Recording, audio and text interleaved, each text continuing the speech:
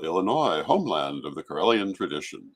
And this is Midday with Reverend Don. And as you know, if you follow Midday with Reverend Don, we can communicate directly. If you type your question or comment into whatever platform you're watching on, it will show up here in my chat room. Today is the Thanksgiving holiday in the United States. And so I imagine that there probably aren't a lot of you watching to type into the chat room, but if you're here, hello. And if you're not, perhaps you'll be watching later in the recorded version of the show. One of the nice things about this program is we have a live version where we can speak live, but also it's still around afterwards if you cannot see the live broadcast. Oh, and hello to Sheila in the chat room. It's good to see you. And hello to Renee in the chat room. It's good to see you. And Thanksgiving is an interesting holiday from a pagan point of view because of some of the things that are often attached to it. And I thought I would start our conversation there. I think the idea of a holiday with agrarian origins, originally a harvest celebration, giving thanks for the harvest and the crops, and a time to stop and think about the things in life that we should be grateful for. I think this is a very good holiday. I see absolutely nothing wrong with it. I see no reason why pagans should not embrace it as a civil holiday. We have, in our annual liturgical cycle, we have sabbats that have some of this same flavor, but I think that having a civil holiday that people of all different religions can take part in, focusing on gratitude is a good idea. And I think that we should embrace this holiday in exactly that point of view. Now, the problem with the holiday is that a lot of people have tried to put religious connotations on it far beyond that, tried to make it into a historic holiday, celebrating people who, in my opinion, do not particularly deserve to be celebrated. And those connotations of the holiday, I think we must avoid. If you look at this holiday as a commemoration of the Puritan movement, keep it far away from me. I have no two words of positive things that I can say about the Puritan movement. In fact, I can't think of a single word positive to say about that movement. I think it was incredibly destructive, incredibly negative, both at the time and in its legacy today. Even if someone wanted to say that they were anti-monarchist, they certainly were not pro-democracy. And what they did when they got rid of the British monarchy briefly was just set up a different monarchy based in their own tenets.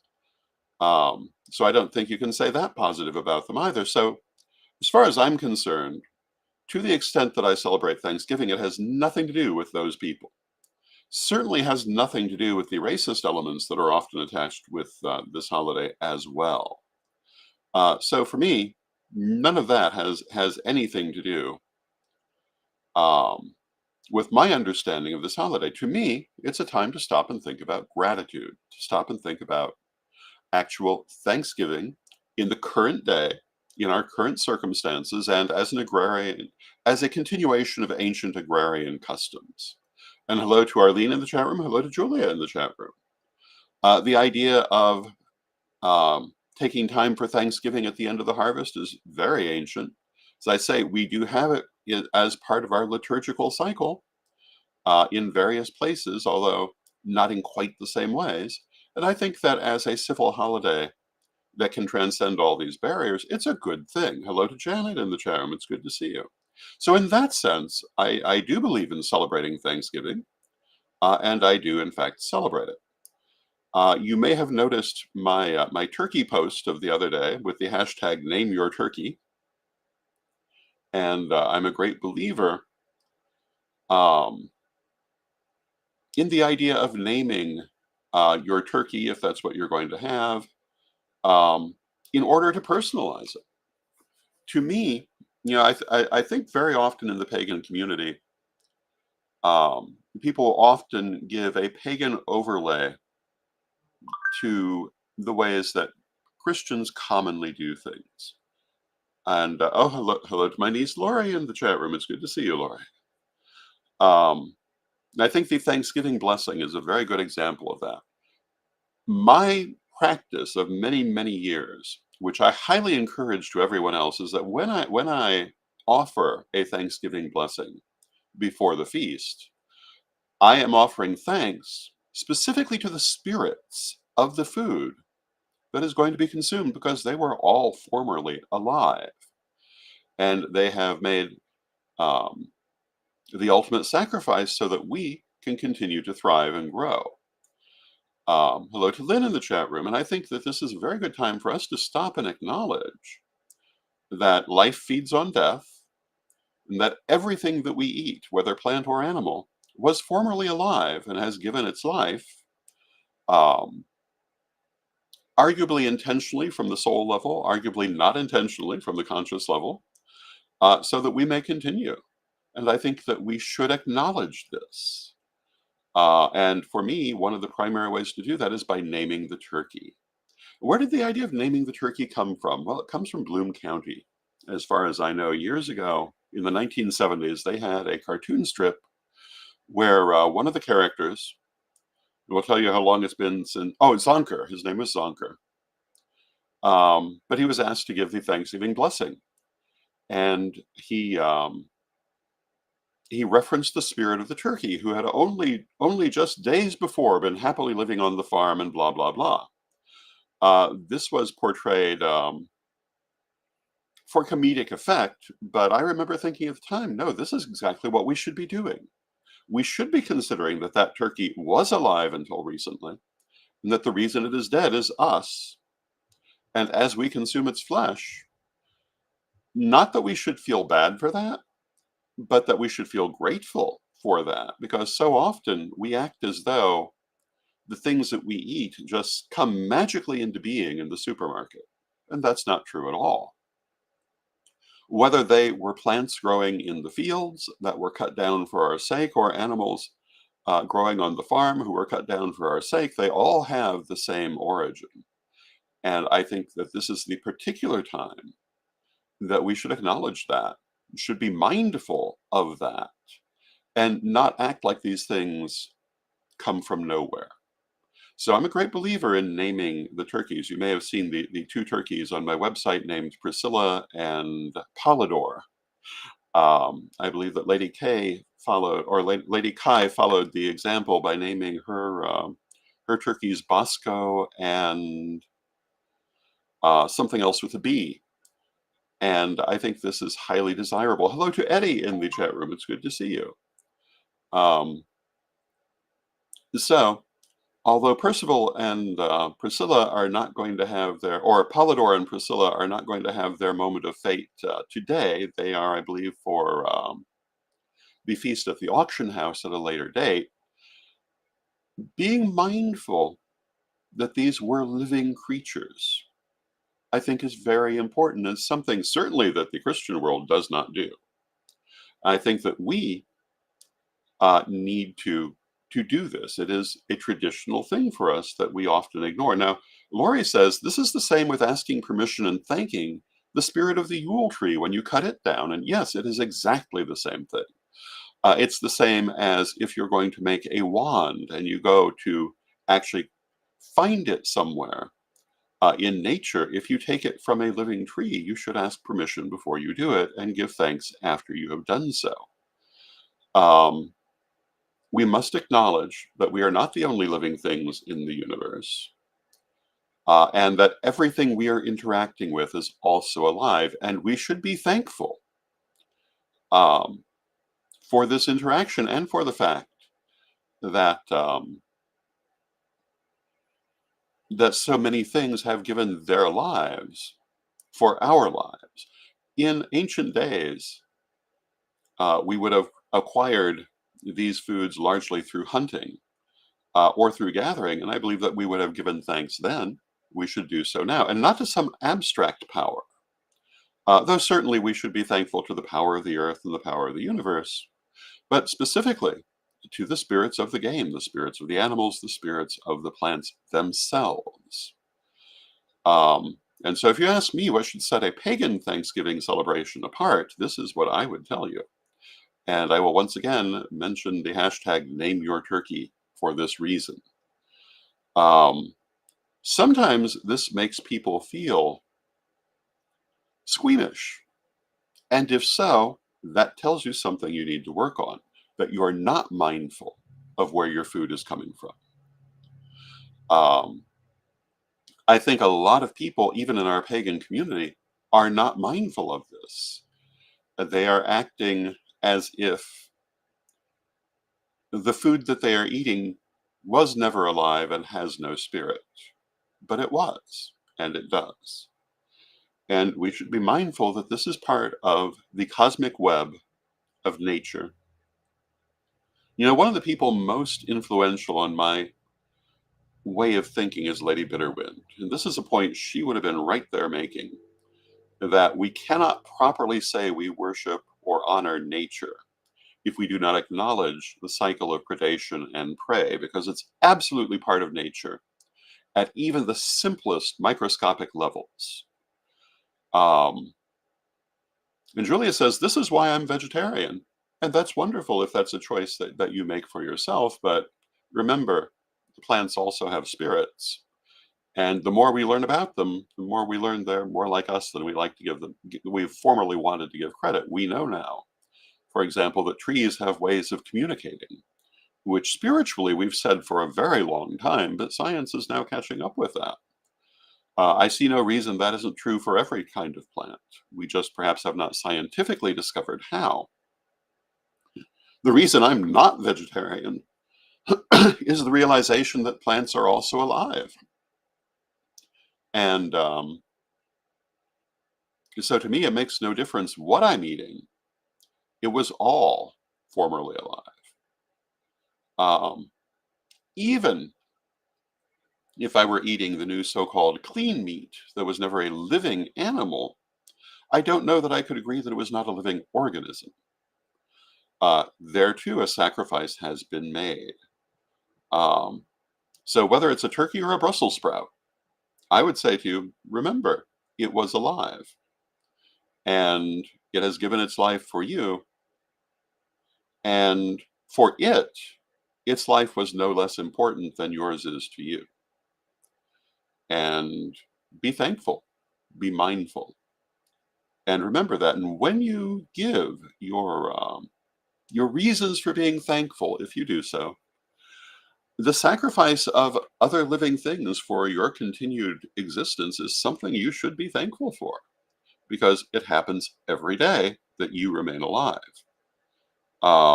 Now, of course, we also do this ourselves.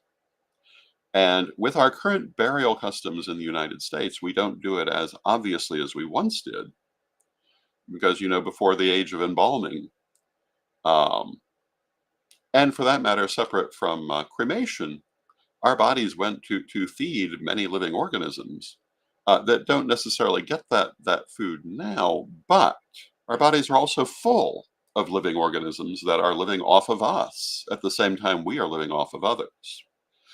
Um, we have all kinds of fauna um, in our digestive system, for example, that live from us as we live from plants and animals.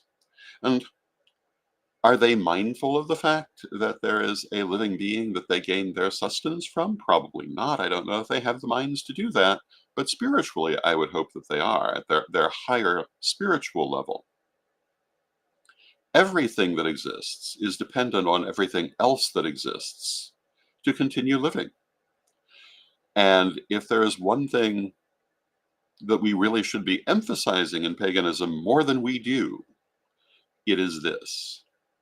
Um, so whether vegetarian or carnivorous or um, fruitarian, and I will leave them to represent themselves. But whatever dietary form you're following, something is giving its life for you to continue living.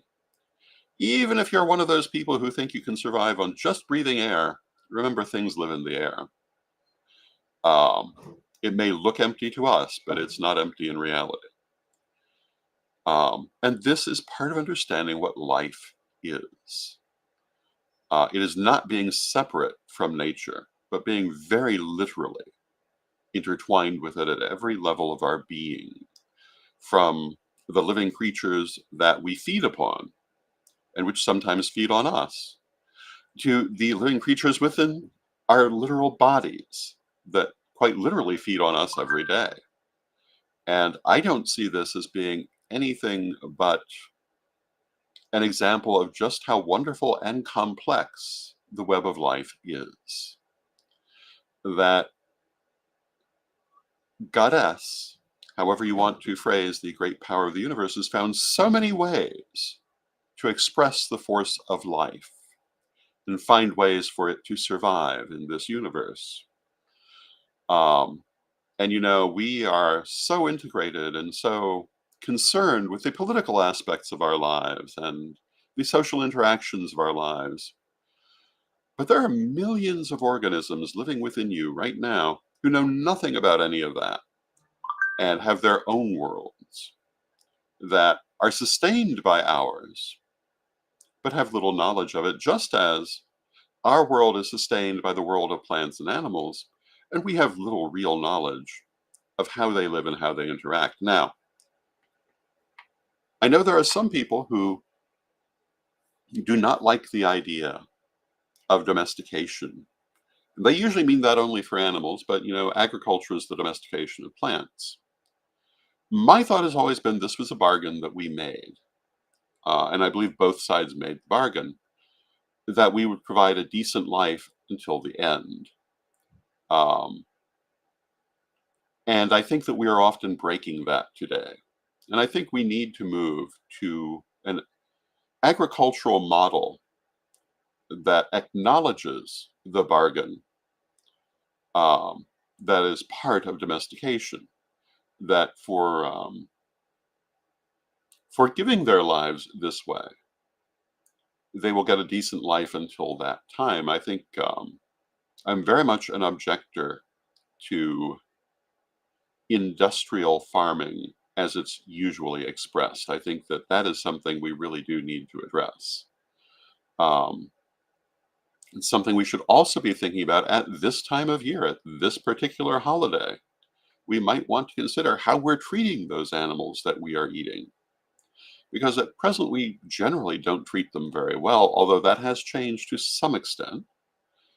But I'd like to see a little bit more reference to the quality of their lives. And I do not think the answer to that is simply exterminating all of them either, because I don't see that as being a particularly positive answer in itself. Um, so that kind of concludes my speechy portion of this presentation on the subject of the interplay of life and death. But I think we must always remember that life and death are intimately linked, and they dance together constantly. And that if we're going to enjoy one, we must acknowledge the other, and particularly how they support each other. Now, otherwise, in this holiday, there's another very important aspect that I think we should take some time and think about, and that is the whole idea of gratitude itself. And this is another thing that I think that as pagans we don't give enough attention to, although some of us do. Years ago, a lot of people talked more about the idea of having a gratitude list, which I think is a very good thing. And this is to take time each day to just make a list of things you're grateful for in your life. And, people generally find that even if they're not at the good point, the best point in their lives, there's always something to be grateful for. And stopping to think about it can really change how you look at your life in general. So often we only look at the problems in our lives. Taking time to give thanks for the things that we are grateful for, I think really changes how we look at life, changes how we look at ourselves, and also changes some of our decisions.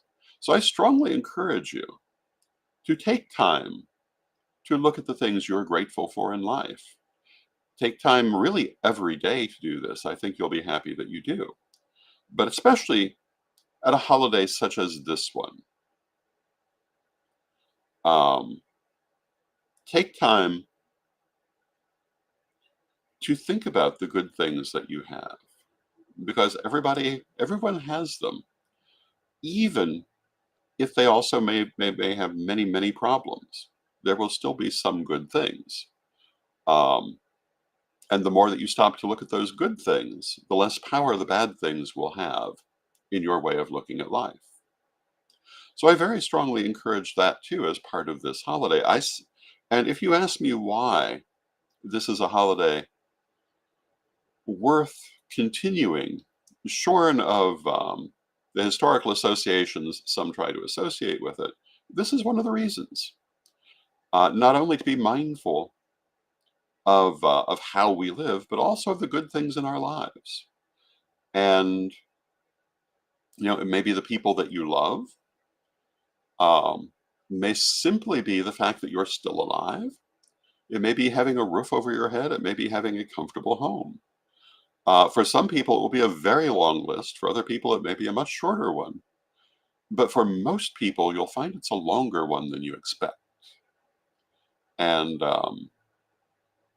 I cannot too strongly encourage you to take time to think of what you are grateful for in life, and to look at it honestly. And I think too often people treat their lives as if it were Festivus, the time for the listing of their grievances, instead of the time for listing the things that they are grateful for. And I don't think that leads to a good end ever. I think in general, the less we think about grievances and the more we think about gratitude, the happier we're going to be. And what else are we trying to achieve in life, if not happiness and the success of the things that we hope for? To think only of your grievances is to think of all the things that can stop you, all the things that make you angry and bitter and hold you back. Um, these things serve little real use in our lives. But to stop and think about the good things, the things that we have to be grateful for, helps us to see where we can more productively put our efforts, helps us to see the good things that we do have and that we have brought into our lives, helps us to see the people we can most appreciate, and many other positive things, and puts us on a much more positive level for going forward. Um, and I think this is much to be desired. Um, Not to frown on the Festivus celebration, um, but I think that, again, focusing on the good things in life will get you a lot farther than focusing on the bad. I look around the world and I see a lot of people constantly obsessed with arguments and disagreements and grievances and unable to move past these. And I think that's very sad, because almost always there are so many good things around them, so many good things in their life they could be focusing on, so many good things they could be doing. And instead, they're using their energy that way. Um, Particularly if we look at, which I generally try not to do, the news cycle, where what bleeds leads. And it's very easy to see there the effect of putting the emphasis on everything negative. Um, you could easily walk away from the news cycle thinking there's nothing positive in this world, when in fact there are many things. And speaking of positive things, let us take a moment to acknowledge a very positive story regarding the Southern Delta Church of Wicca, um, and the Reverend Terry Riley and his wonderful group of people who, for many years, um, have been working to build a wonderful, positive ministry based in Arkansas. And one of the things they do is they grow food to feed their local community through food pantries. And recently, they received a very large federal grant to increase this activity, which is a wonderful statement um, on what is possible for our community if we choose to do good things. And I want to take this moment to congratulate Reverend Terry, whom I have the honor of knowing, um, and all of his people for the wonderful things they have done. Um, Now, Lady Lori says in the chat room, something fun to do is at Samhain, the start of the liturgical new year. Make a gratitude list, and at Thanksgiving, go back over it and contemplate it and add new things you're grateful for.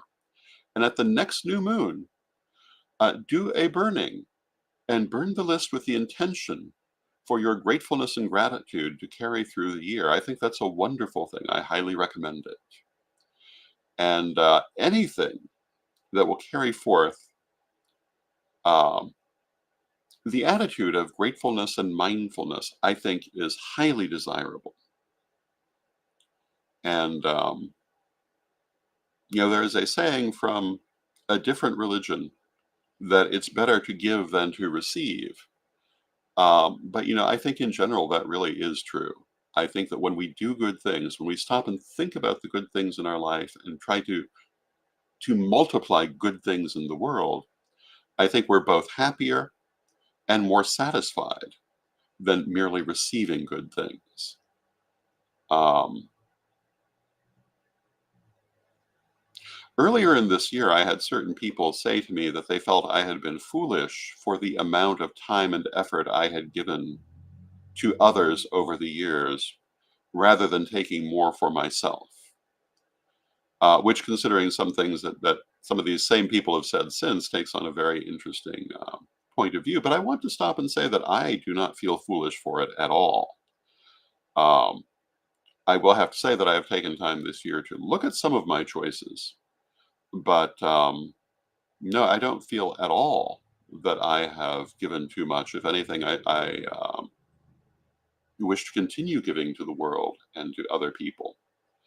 And I think in the long run, we will clearly see um, the effect of these two attitudes, whether it's foolish to give to others or whether it's wise to give to others. And I think for myself, I see evidence every day that the sacrifices I have made in life were well worth it. And I encourage you too, even if it's a sacrifice for you, to give to others, to work with others, to work for others, and above all, to work to build a better world. Um, there's a selfish reason because it's your world that you live in too. And if you make it a better world, it makes a better world for you. But at the same time, simply the act of doing it, simply the act of knowing you're making things better is worth having just for itself, even if you don't personally see that result. And I cannot tell you how satisfying it is when you see that something you've done has made someone else's life better. I've had many, many occasions to see that over the world, and over the years. And I would have to say, of all the things I've done in my life, that is the most satisfying to know that I have um, helped other people on both very personal and universal occasions and around the world. And, I could have made very different choices in life, but I'm pretty happy with the one I've made. It certainly did not leave me a wealthy man, but I've done that in my time. And I feel much better being someone who gives to make a better world. And I think you will find the same. So, with that, I see we've come to the end of our half hour. And again, I want to wish everyone a happy Thanksgiving and encourage you to be mindful of all the sacrifices made for your part um, by other creatures in this world, as well as the fact that you yourself make sacrifices for others, and that this is part of the nature of life and part of the glory of life. And I wish you a happy holiday. I will see you again tomorrow when we'll be talking about the pagan world auction going on this weekend. And for now, let us close with our prayer, as we always do. Divine Mother Goddess, Divine Father God, beloved ancestors, we thank you for the sacrifices you have made for us in our lives. Beloved ancestors, we thank you for the hardships of your life that have given greater ease to ours. We thank you for blazing the trail for us in our lives. We know that this was not always easy and often very difficult, and we thank you with great love and respect. Beloved Mother Goddess, beloved Father God, we thank you for the web of life and for the intricacy of the dance between life and death, between nourishment and sustenance. We wish to take this moment to acknowledge all those within that web who play their role with grace and dignity. And we thank you, beloved Mother Goddess, beloved Father God. And let us take this moment to consider our own role, and let us make a resolution to do all that is in our power to make a better world, and to be willing to give to others to make that better world. Beloved Mother Goddess, beloved Father God, beloved ancestors, we thank you for all that you do for us in our lives, and we know you're always with us, but from respect, we thank you for your presence, and may you be blessed now and always. And I thank you for your presence, and may you be blessed now and always. And I give thanks for you. I give thanks for you who are watching this program. I give thanks for those who watch sometimes. I give thanks for all the people who touch my life in good and positive ways, and I hope that I touch your life in good and positive ways as well. And until next time, may you blessed be.